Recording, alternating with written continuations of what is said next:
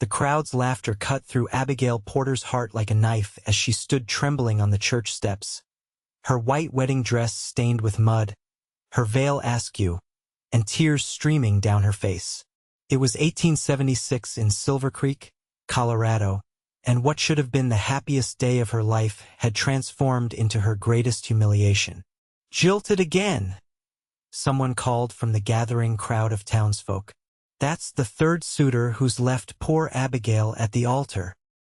Abigail clutched the crumpled note in her hand, the last communication from Thomas Bailey, the banker's son who had promised to love her forever right until the moment he decided to catch the morning train east without so much as a proper goodbye.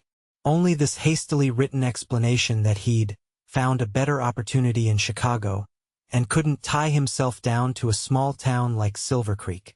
"Maybe she's cursed," a woman's voice carried from the crowd. "More like impossible to please," another added. "Too proud for her own good." Abigail wanted to disappear into the ground. At 22, she had now been abandoned at the altar 3 times in 2 years, each rejection more public than the last. First was the cattle rancher's son who'd run off with a saloon girl. Then the traveling salesman who turned out to be already married back east. And now Thomas, who had seemed so sincere, so devoted. "Poor Reverend Porter," someone murmured, referring to her father who stood helplessly nearby. His daughters become the laughingstock of the territory. The crowd continued to grow as people abandoned their Sunday morning activities to witness the spectacle. Abigail stood frozen, unable to move, unable to run from their judgment. Her father, the town's beloved preacher, placed a protective arm around her shoulders, but even he seemed at a loss for words. "What's all the commotion about?" a deep voice called from the edge of the crowd. The sea of people parted to reveal a tall man astride a midnight black stallion. Owen Hayes had returned to Silver Creek. Abigail's heart sank even further. Of all the people to witness her shame, it had to be him. Owen Hayes had left town 5 years ago to seek his fortune, and from the looks of his fine leather saddle and the confident set of his shoulders, he'd found it. His dark hair was longer now, his face more weathered from the sun, but his piercing blue eyes were just as she remembered. Those same eyes that had once looked at her with youthful adoration now took in the scene before him, Abigail in her wedding dress, the crowd's mocking faces, the empty church behind her. Understanding dawned in his expression. "Miss Porter's been left at the altar again," someone called helpfully.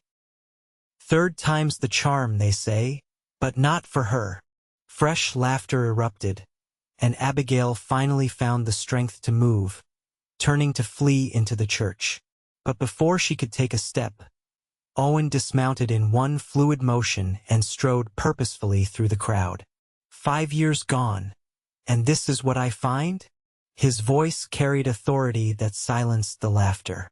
"A town gathered to mock a lady's misfortune?" He reached the church steps and stood before Abigail. She couldn't bear to meet his gaze, remembering how she'd rejected his proposal before he left town. He'd been just a poor ranch hand then, with nothing to offer but hard work and devotion. She'd had dreams of a more comfortable life. "Abigail," he said softly, using her first name despite propriety demanding otherwise.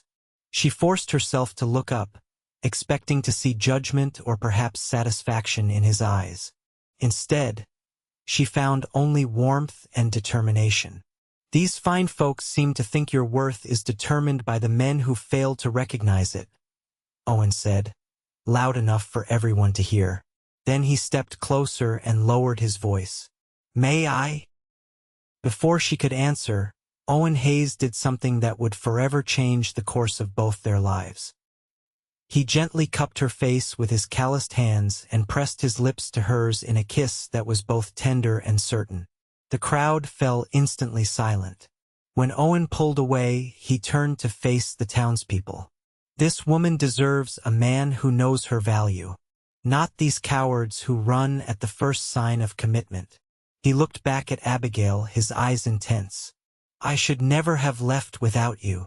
Abigail stood speechless, her lips still tingling from the unexpected kiss. The crowd that had gathered to laugh at her misfortune now stared in stunned silence. Miss Porter, Owen continued formally, though his eyes held a private message, would you allow me to escort you home? Unable to form words, Abigail simply nodded. Her father, looking relieved that someone had broken the cruel spell of public humiliation, stepped forward. That would be most appreciated, Mr. Hayes, Reverend Porter said. Welcome back to Silver Creek. Owen offered his arm to Abigail, and she took it, feeling the strong muscles beneath his shirt sleeve. He led her down the steps through the now silent crowd, which parted to let them pass. He whistled for his horse, which trotted obediently to his side. Can you ride side saddle in that dress? He asked quietly. Yes, she managed to whisper back, with a gentleness that belied his rugged appearance.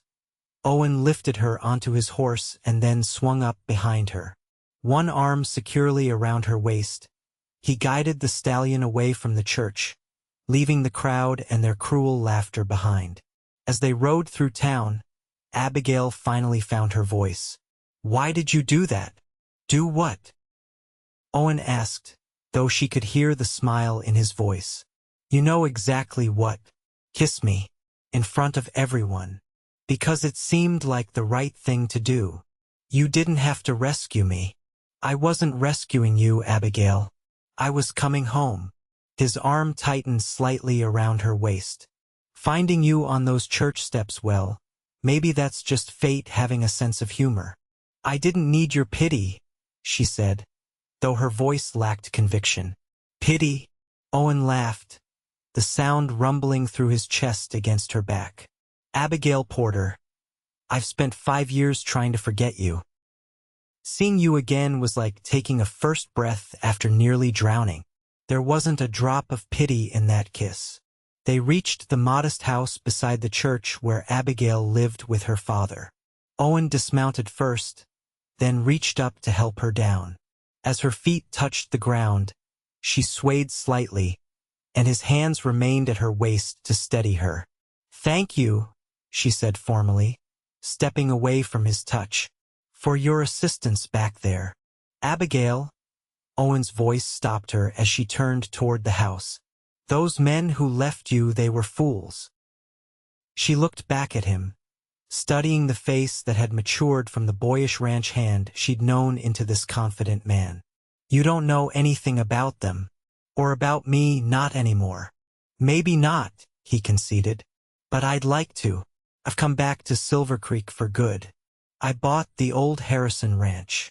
Surprise flickered across her face. You own a ranch now? I do. 5 years of hard work in California gold country paid off. His eyes held hers steadily. I made a promise to myself that I wouldn't come back until I had something to offer you. Owen, You don't have to say anything now, he interrupted gently. I know today's been difficult enough, but I meant what I said back there. I should never have left without you. Before she could respond, the door opened and Reverend Porter appeared, having taken a shortcut through the church to reach home before them. Mr. Hayes, would you care to join us for Sunday dinner? He asked. It seems we have quite a feast prepared for a celebration that won't be happening. Owen glanced at Abigail, clearly leaving the decision to her. After a moment's hesitation, she nodded. Yes, please join us. I'd be honored, Owen replied, tying his horse to the hitching post.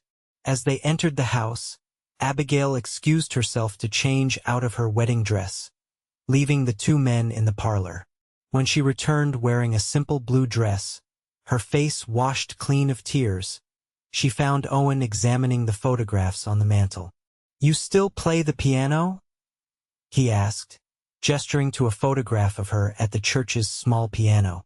Yes, it's one of the few pleasures I allow myself these days. I remember watching you play at church socials. Your face would light up in a way it never did any other time. She was surprised he had noticed such a detail. "Music speaks when words fail," she said softly. Dinner was a strangely comfortable affair. Owen spoke of his years away, the backbreaking work in the gold mines, the lucky strike that had provided capital for his first cattle purchase, the careful building of his herd until he could afford to buy his own land. "And you chose to come back to Silver Creek," Reverend Porter observed. "This place always felt like home," Owen replied, his eyes briefly meeting Abigail's. "Even when I was gone." After the meal, Reverend Porter excused himself to prepare his evening sermon, leaving Abigail and Owen alone on the front porch. The afternoon sun cast long shadows across the yard, and a comfortable silence settled between them. "I should apologize," Owen finally said. "For what?" "That kiss was presumptuous.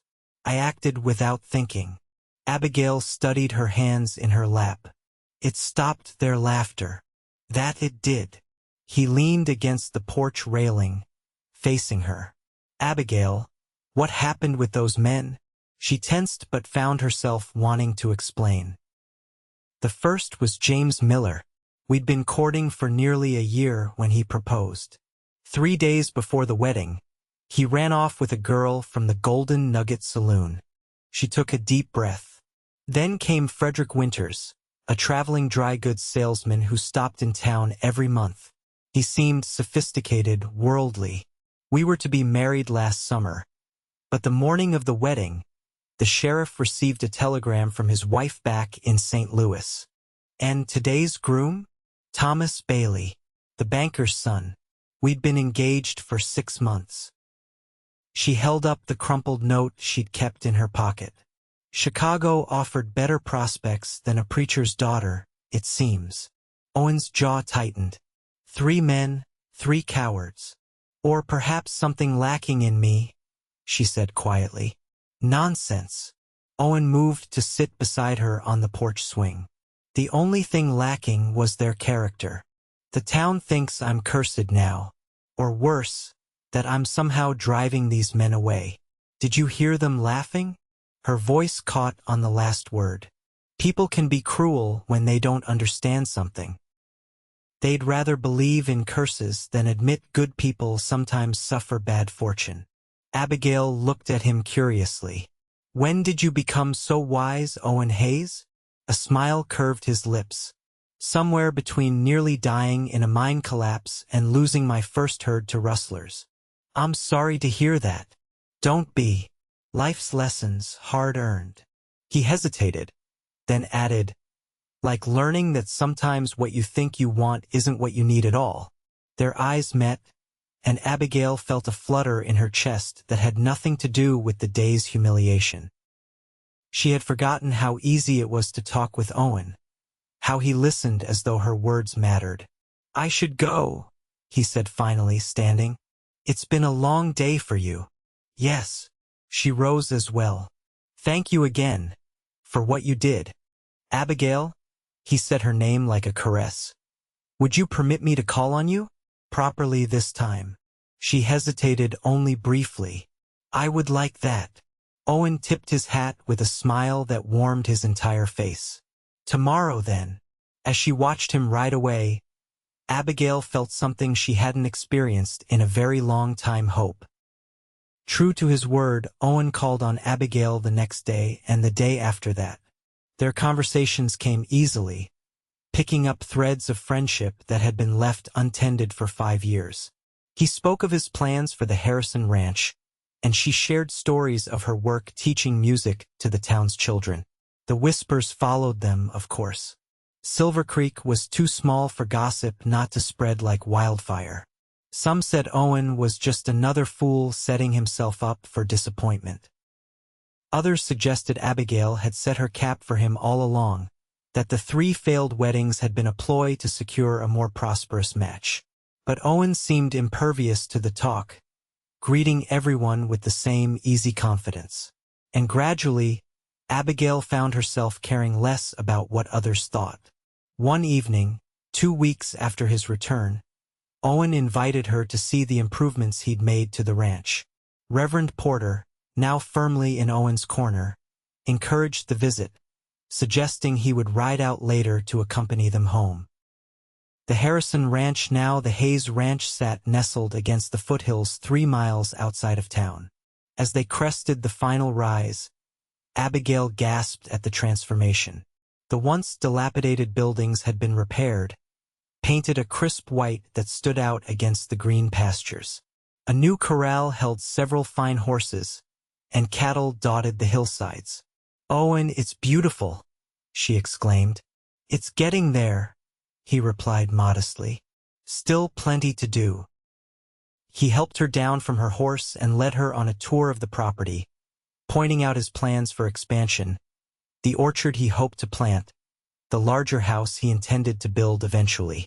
"The current house is small, but I fixed it up as best I could," he explained as they approached the cabin. "It's clean, at least." Inside, Abigail was surprised by the homey touches: curtains at the windows, a colorful quilt on the bed in the corner, books stacked neatly on a small shelf. "Mrs. Wilson from town helped with the curtains," he explained, seeing her expression. "I'm not much of a hand with a needle." "It's lovely, Owen. Truly." He showed her to the small table by the window and poured her a cup of coffee. "I've learned to make a decent cup, at least. 5 years of my own cooking taught me that much." As they sat together in the warm kitchen, Abigail felt a contentment she hadn't expected. "Why did you really come back?" she asked suddenly. Owen considered her question, turning his coffee cup in his hands. "I told myself it was because this land was a good investment, that the timing was right." He looked up at her, his blue eyes serious. "But the truth is, I never stopped thinking about Silver Creek. About you. Even after I refused your proposal? Especially after that." He smiled ruefully. "You were right to refuse me then, Abigail. I had nothing to offer but dreams and hard work. And now I have something more tangible. But more importantly, I know who I am." He reached across the table to take her hand. "The boy who proposed to you 5 years ago was trying to hold on to something he feared losing. The man I am now knows what he wants and is patient enough to earn it." Abigail felt a warmth spreading through her chest at his words. "I was a fool to judge a man's worth by his possessions," she admitted. "These past 2 years have taught me that. We were both young, making the mistakes young people make." Their conversation was interrupted by the sound of approaching horses. Owen frowned, rising to look out the window. "Expecting visitors?" Abigail asked. "No." His expression darkened. "It's Thomas Bailey." Abigail's heart lurched. "Thomas? But he's supposed to be in Chicago." "Apparently not." Owen's voice was tight as he watched through the window. "And he's brought friends." She moved to stand beside him and saw 5 riders approaching the house. Thomas was indeed among them, along with his father the banker, and 3 men she recognized as the Bailey Ranch hands. "What could they want?" she whispered. "Nothing good, from the looks of it." Owen's hand moved instinctively to the pistol at his hip. "Stay inside, Abigail." Owen, no, but he was already striding out the door to meet the approaching men, his shoulders set in a determined line. Abigail followed despite his warning, unwilling to hide while confrontation brewed. Thomas Bailey looked surprised to see her emerge from the cabin. At 26, he cut a handsome figure on his expensive horse, though his face was flushed with what appeared to be either anger or embarrassment. "So the rumors are true," he called, his voice carrying across the yard. "Not even a day after our wedding was to take place, and you're already out here alone with Hayes." Abigail felt her face heat with indignation. "How dare you? You left me at the altar with nothing but a note." "I had business opportunities to consider," Thomas replied defensively. "I went to Denver, not Chicago. When I returned this morning and heard about your display with Hayes, I knew I'd made the right decision." "What do you want, Bailey?" Owen's voice was dangerously calm. I want to know what kind of man takes advantage of a woman's vulnerability. Thomas dismounted, followed by his companions. Everyone knows Abigail was emotional after being jilted. Did you think no one would object to you moving in so quickly? Owen's hand remained near his gun, but his posture was relaxed. The lady's reputation isn't yours to defend, considering you're the one who damaged it. Thomas flushed darker. My father and I still have considerable influence in this town, Hayes. We could make things difficult for you. Are you threatening me on my own property? Owen asked, a dangerous edge to his voice. Mr. Bailey, the banker, stepped forward. Now, let's all calm down. Thomas was understandably shocked by the display at the church steps. We're simply concerned about Miss Porter's reputation. Abigail stepped forward, her patience at an end. My reputation? Where was this concern when your son abandoned me on our wedding day? When people were laughing at my humiliation? Abigail, you're clearly upset, Thomas began. No, I'm seeing clearly for the first time, she interrupted. Owen showed me more respect in one moment than you did in our entire engagement. Thomas's expression hardened. So it's Owen now, is it? How quickly your affections transfer. That's enough, Owen said sharply. You've had your say. Now I suggest you leave. Or what, Cowboy? One of the ranch hands sneered. The tension in the yard was palpable. Abigail could see the Bailey men positioning themselves, hands moving toward weapons. Owen stood alone against the five of them, and fear gripped her heart. Stop this, she cried. This is madness. Listen to the lady. Came a new voice. Everyone turned to see Reverend Porter riding up, accompanied by Sheriff Davis. I expected better from you, Thomas Bailey. The sheriff dismounted, his weathered face stern. What's going on here? Just a discussion, Sheriff, Mr. Bailey said smoothly. Looked more like 5 against 1 from where I was sitting, Sheriff Davis observed. That's not how we handle disagreements in this county.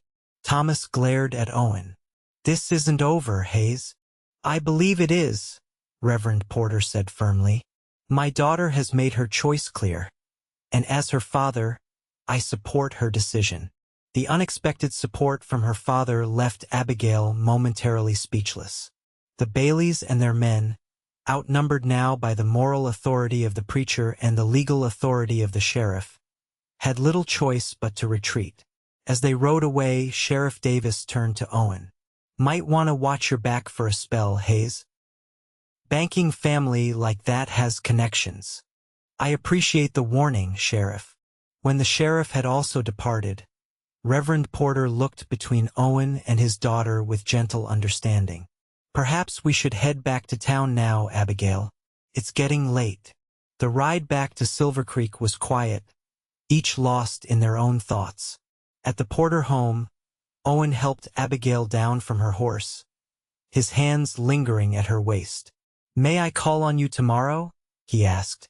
Yes, she replied without hesitation.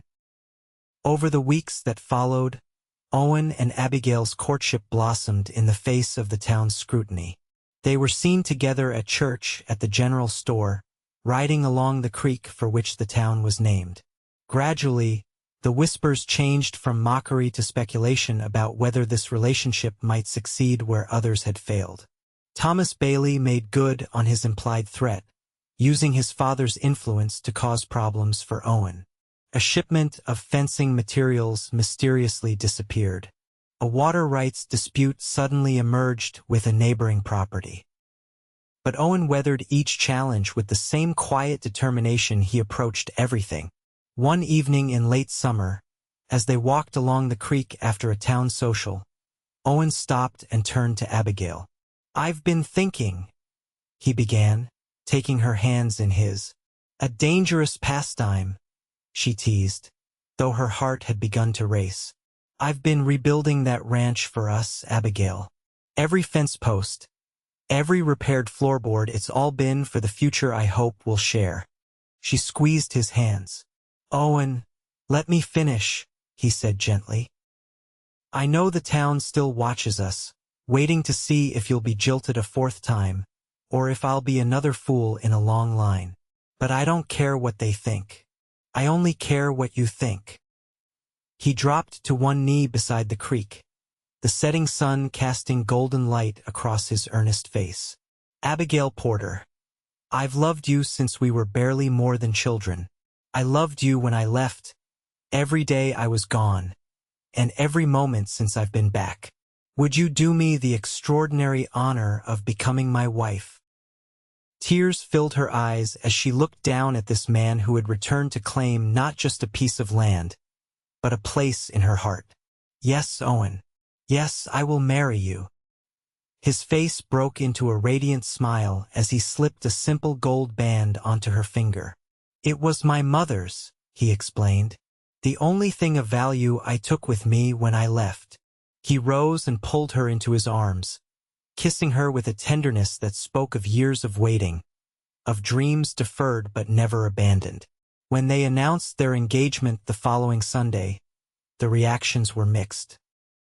Some offered genuine congratulations, while others exchanged knowing glances, clearly expecting another public humiliation.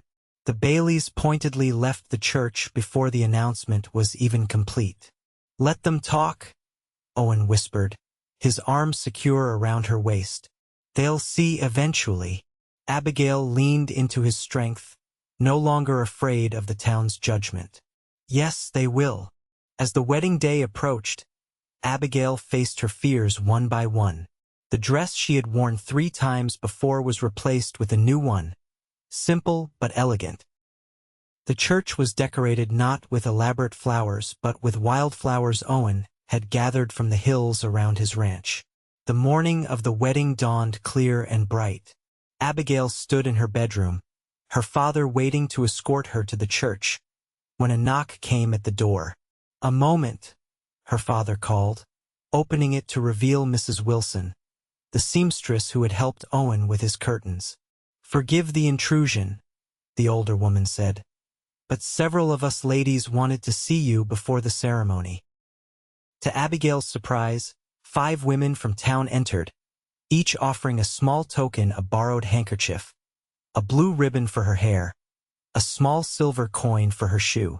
We've been unkind, Mrs. Wilson admitted, laughing at your misfortunes when we should have offered support.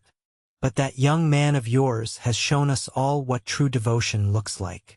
Touched beyond words, Abigail embraced each woman in turn. When they had gone, her father smiled at her with misty eyes. Ready? He asked. More than ever, she replied. The church was fuller than she had expected. Even those who had been quickest to laugh at her previous misfortunes had come, perhaps out of curiosity, perhaps hoping for another spectacle. But as Abigail walked down the aisle toward Owen, resplendent in a new suit, his eyes fixed on her with unwavering devotion, she felt only joy. The ceremony was simple and heartfelt.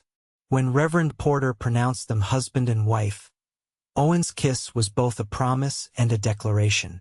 The applause that followed seemed genuine, the congratulations sincere. Outside the church, as rice showered down upon them, Abigail caught sight of Thomas Bailey watching from across the street, his expression unreadable. Owen followed her gaze and tightened his arm around her waist. Shall we give them something to really talk about? He murmured in her ear. Before she could ask what he meant, Owen swept her into his arms and kissed her with such passion that the crowd erupted in cheers and whistles. When he finally set her back on her feet, they were both breathless and laughing. That should settle any doubts, he said with a wink. The wedding celebration at the Hayes Ranch lasted well into the evening. Lanterns hung from trees, casting a warm glow over tables laden with food, contributed by the same townspeople who had once mocked Abigail's misfortunes. Music from fiddles and guitars filled the air as couples danced in the yard. As the night grew late, Owen led Abigail away from the festivities to a quiet spot overlooking the valley. "Happy, Mrs. Hayes?" he asked, drawing her close. "Beyond words," she replied, resting her head against his chest. "Though I still can hardly believe it's real." "Believe it?" He tilted her chin up to meet his gaze. "I'm not going anywhere, Abigail.